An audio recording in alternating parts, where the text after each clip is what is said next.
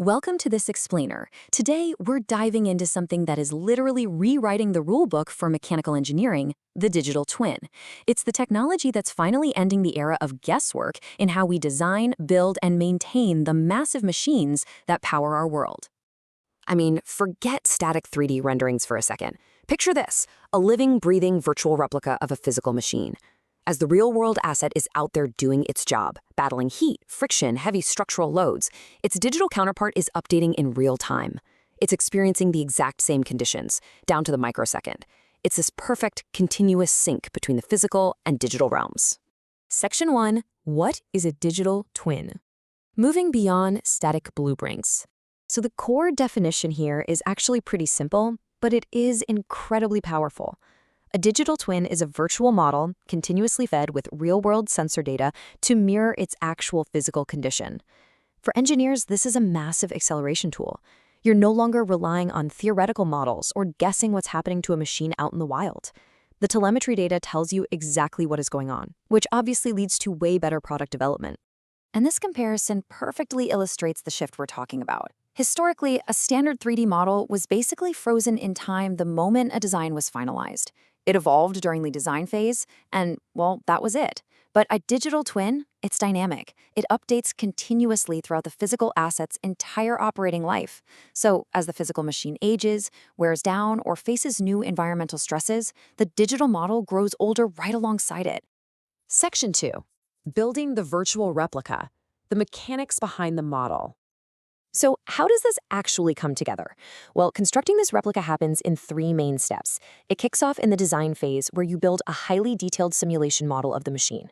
Next, you rig the physical machine with sensors to capture critical data.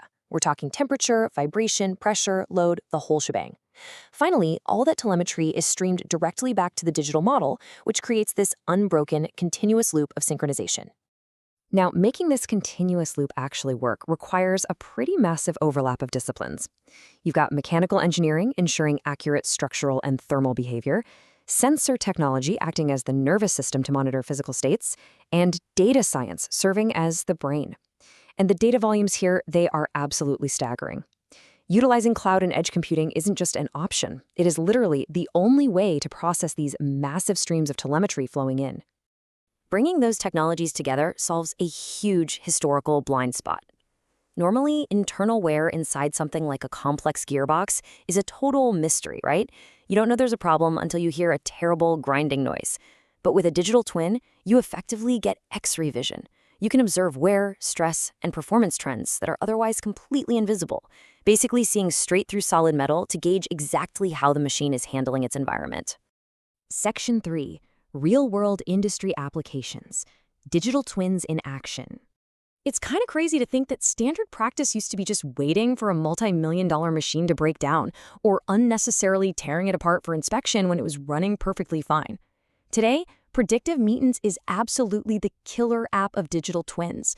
By analyzing how the virtual model reacts to real-world data, engineers can flag developing problems weeks, sometimes months, before a physical failure ever actually happens.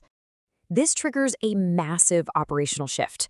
We're moving away from fixed maintenance schedules where you suffer unnecessary inspection downtime. Instead, maintenance becomes entirely condition-based. You only take the machine offline when the actual measured data definitively proves a part needs attention. And as you can imagine, that saves a tremendous amount of cost and avoids those really expensive, unexpected interruptions. And we are seeing this transform heavy industry across the board. Take wind turbines. Operators are simulating blade stress against shifting weather patterns in real time to maximize power. In manufacturing, they're modeling entire factory production lines to test layout changes with zero physical retooling risks. And in aerospace, they're no longer relying on generic fleet-wide assumptions. They're actually tracking individual aircraft engines for specific wear and tear, a real game changer. Section 4, the future of engineering, shifting the business paradigm. What's fascinating is how this tech is driving a completely new macroeconomic model. Manufacturers are moving away from the old way of just a one-time transaction where you sell a physical machine. The new way, it's outcomes as a service. Because they can continuously monitor an asset, they're now selling guaranteed performance outcomes.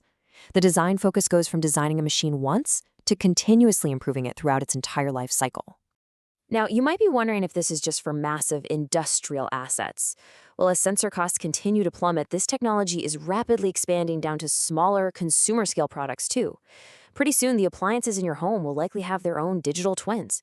Your washing machine could theoretically diagnose a failing motor and automatically order its own replacement part before you even realize there's a problem. Which leaves us with a pretty fascinating thought to wrap up this explainer.